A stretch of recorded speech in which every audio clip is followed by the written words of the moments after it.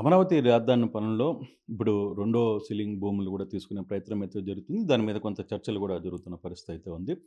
ఇప్పుడు ఎంత శాతం ఎన్ని గ్రామాలు ఇప్పటికే 29 గ్రామాలకు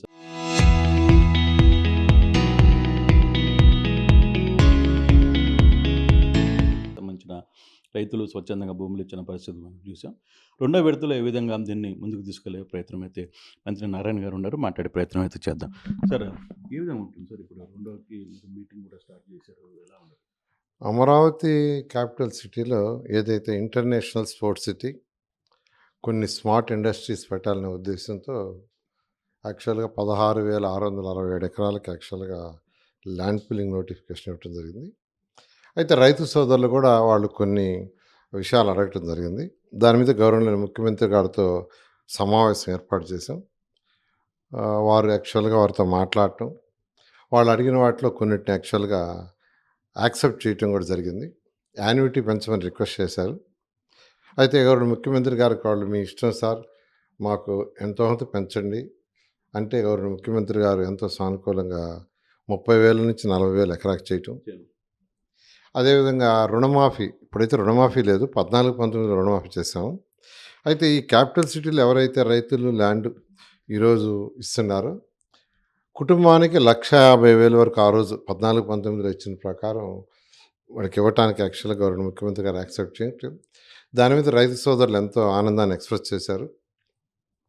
ఇన్ని రోజులు ఏంటంటే అంటే ఆ చిన్న విషయాలు డిస్కషన్లో ఉండటం వల్ల, యాక్చువల్గా విషయాలు డిస్కషన్లో ఉండటం వల్ల ఈ యొక్క ల్యాండ్ పూలింగ్ దాంట్లో అధికారులు ఇంకా పూర్తిగా అపాయింట్ చేయలేదు.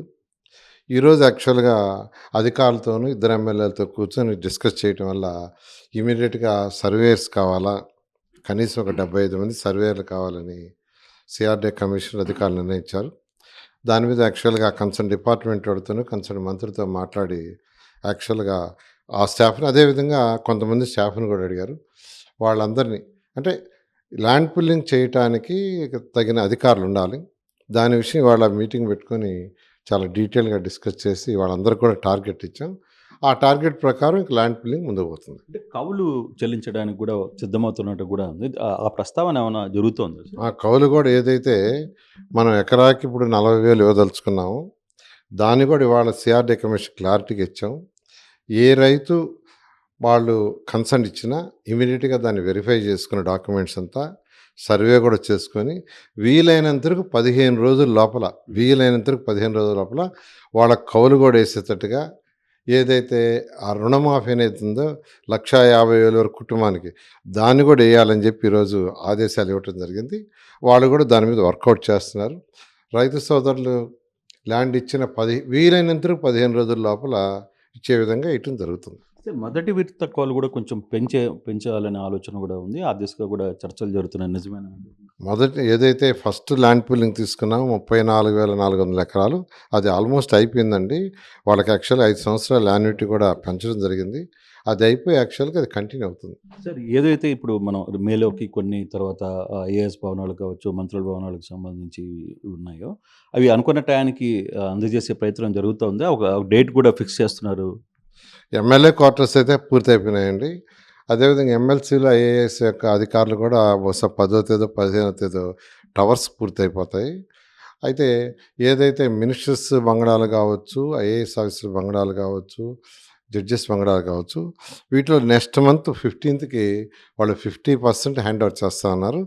రిమైనింగ్ 50% నెక్స్ట్ మంత్ ఎండింగ్ కొన్ని జూన్ 15కి, ఈ విధంగా జూన్ 15వ తేదీ మ్యాక్సిమం జూన్ ఎండింగ్కి అన్ని భవనాలు పూర్తిగా హ్యాండ్ ఓవర్ చేయడం జరుగుతుంది. వెంటనే జిఏడికి హ్యాండ్ ఓవర్ చేయటం, వాళ్ళు అలాట్ చేసుకోవడం జరుగుతుంది. సరే, సింగపూర్కి కూడా టీం ఒకటి వెళ్ళింది. ఒక అధ్యయనం కూడా చాలా సీరియస్గా చేసినట్టు, దాదాపుగా 4 రోజుల పాటు అక్కడ అధ్యయనం. కొన్ని ఇంపార్టెంట్ ఇష్యూస్ ఏమన్నా అక్కడ తేలాయా సార్? ఆ దిశగా అంటే 6 మంది మినిస్టర్లు యాక్చువల్ కమిటీ చేశారు. నేను కూడా ఉన్నానండి. యాక్చువల్గా నేను కూడా 3 రోజుల నుండి వేరే ఇంపార్టెంట్ వర్క్ ఉంటే వాళ్ళకి రావడం జరిగింది. అయితే ఈరోజు వాళ్ళు యాక్చువల్గా కంటిన్యూ అవుతున్నారు. 27 దాకా ఆ బృందం 5 మంది మంత్రులు యాక్చువల్గా కంటిన్యూ అవుతున్నారు. ఖచ్చితంగా వాళ్ళ గవర్నెన్స్, వాళ్ళ సిస్టము అది కొంత స్టడీ చేయటం వల్ల మనం అందులో ఉన్న బెస్ట్ ప్రాక్టీస్ ఇంప్లిమెంట్ చేసుకోవడానికి వీలుంటుంది. సో ఇది మంత్రి నారాయణ గారు చెప్తున్నారు. 27వ తారీఖు మిగతా మంత్రులు కూడా ఇక్కడికి చేరుకుంటున్నారు. ఆ దిశగా తర్వాత సింగపూర్లో ఏం జరుగుతున్న అంశాల మీద ప్రజలకు చెప్పే ప్రయత్నం చేస్తానని చెప్తున్న పరిస్థితి. స్టూడియో.